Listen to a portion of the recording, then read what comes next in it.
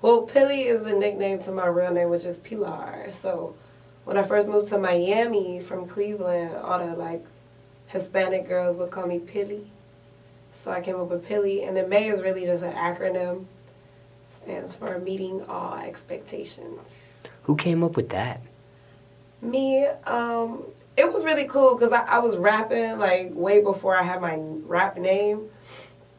So I would like test out a couple names or whatever, and then like I would always like replace Pilly when I would like rap like Nicki Rhymes or whomever, and then like if I was rapping like Jay-Z and he say Jay, I thought like May was kind of cool, so like Pilly May just started flowing, and I really didn't like it at first because it's kind of country, but it stuck and I love it, so Pilly May is my name. So the May part, you came up with the acronym at the same time you came up with the May part?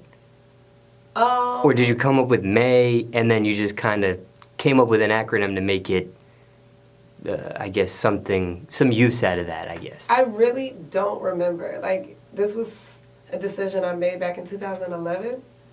So I don't know, like, which one came first, whether it was Pilly, like, May, like, a last name, M-A-E, or, like, an acronym. But I thought the acronym was pretty cool because a lot of people didn't think I could do it. So it's like, nah, meeting all expectations. Now, what is your ethnicity? I'm Black, white, and Native American. Do people guess these when they see you? No. They always think I'm Spanish. Do you speak any other languges? I speak a little Spanish. I speak a little Bonics. You feel me? Look, you know what I'm saying? But no, not really. English is like my full language. I don't really speak other languages. Now, you have an eclectic mix. Did you face any obstacles with your mix of ethnicities? Oh my goodness. That's like every like mixed girl, light skinned girl problem. Like growing up, I wasn't black enough for the black girls. I wasn't white enough for the white girls. And like everyone just always seemed to be unsatisfied. So it's like if I was like with my clique of white girls, I was the one with like the nappy hair. Then if I was with my clique of black girls, oh, I thought I'm better because my skin light. Oh, she thinks she white. So, you know, little girl shit. But as I got older, I found my crew. And honestly, I just was real into like, I didn't get into that. So I was into my sports, I was into my music, and once I got into my activities, the people that I played ball with became my friends, and they didn't give a fuck about my color or nothing like that. So I gravitated to those people, and that's how I just kind of just didn't care about none of that. But when it did happen while you were growing up, how did you deal with it? It was really kind of, I could go back to preschool. Like, I remember being in preschool, and I went to like an all-black preschool. And I would get a lot of attention from boys, and like the girls would like leave me out, and it was like kind of hard, but I'm the youngest of 4 sisters. So it's like I always have my gang, you feel me? So it's like, I remember the little girl made me mad, but then when my sisters came, because it was like a daycare, so somehow, somewhere my sisters was there too. And I was like super cool because I was with the older girls, like my sisters and them. So it's like, fuck y'all hoes. Eat a dick. Nah.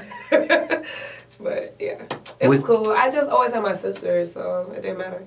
Was it just teasing, or did it ever get further than that into like bullying? Oh my God, yes. Okay, so I went to private school from kindergarten to 4th grade with like all white girls. And me and this white girl got into a fight, and she like kind of whipped me a little bit, and I was like super salty because like I'm black, I'm supposed to hold it down. You feel me? So the white girl whipped me, and then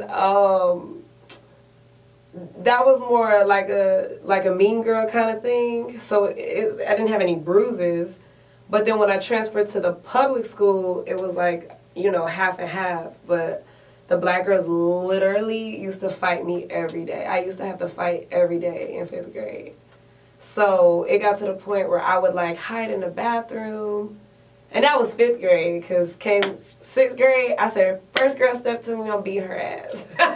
So I had to, like, you know, earn my stripes. But yeah, they definitely bullied me. And I remember one time I had went to the bathroom, like, during class, and, like, my teacher, I guess, noticed that I was gone for too long, but these girls were, like, taunting me. So I was just in the stall, like, just waiting for them to leave until my teacher came and, like, got those girls to go out. But they used to fight me every day. Like, they hated me.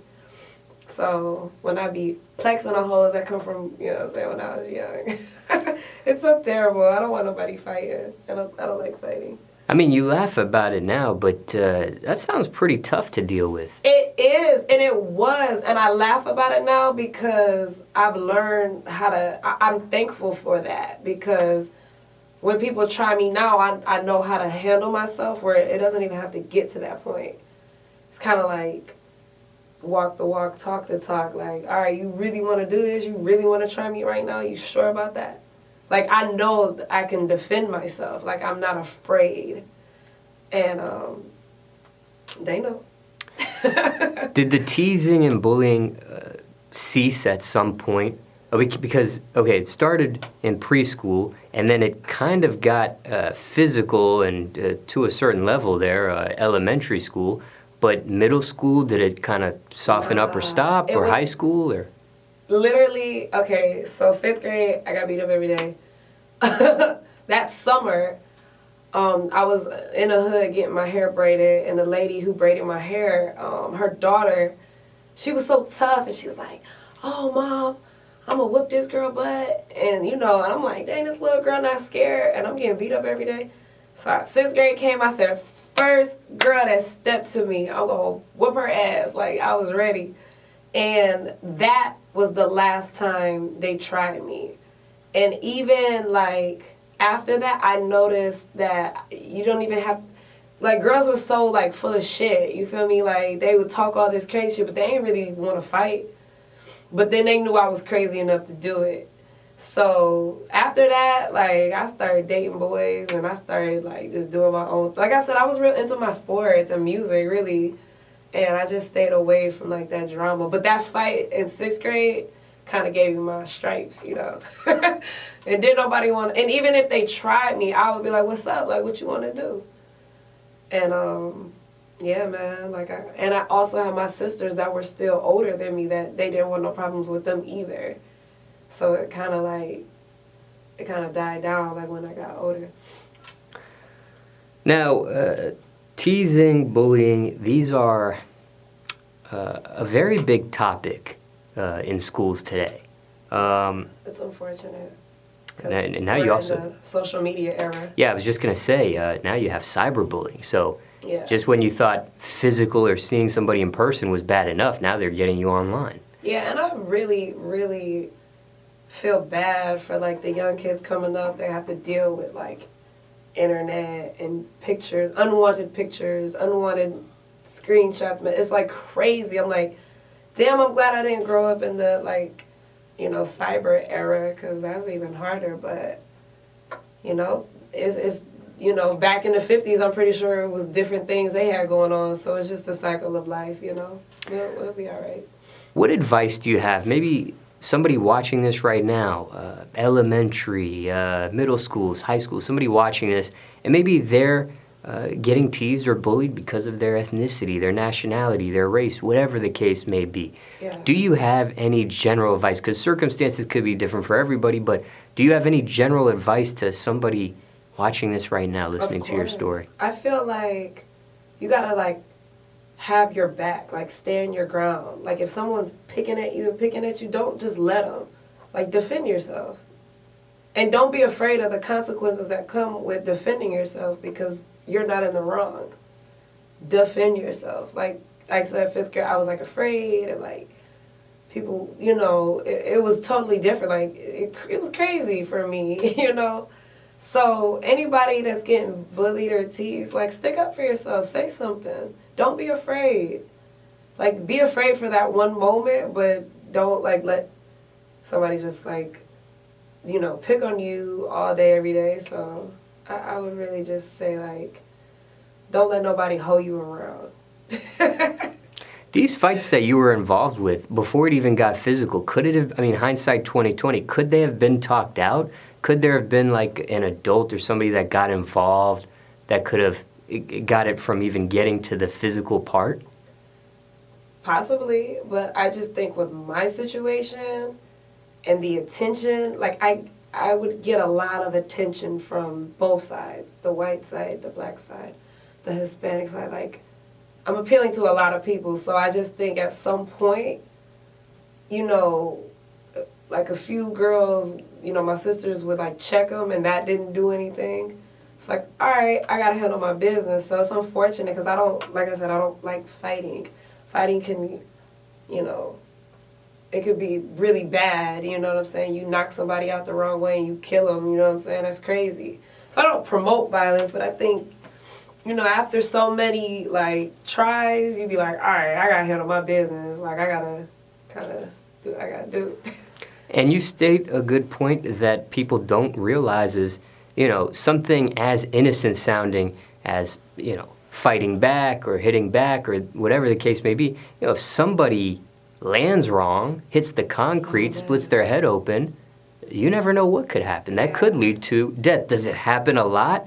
Probably not, but there could always be that one time that somebody does it and somebody gets killed.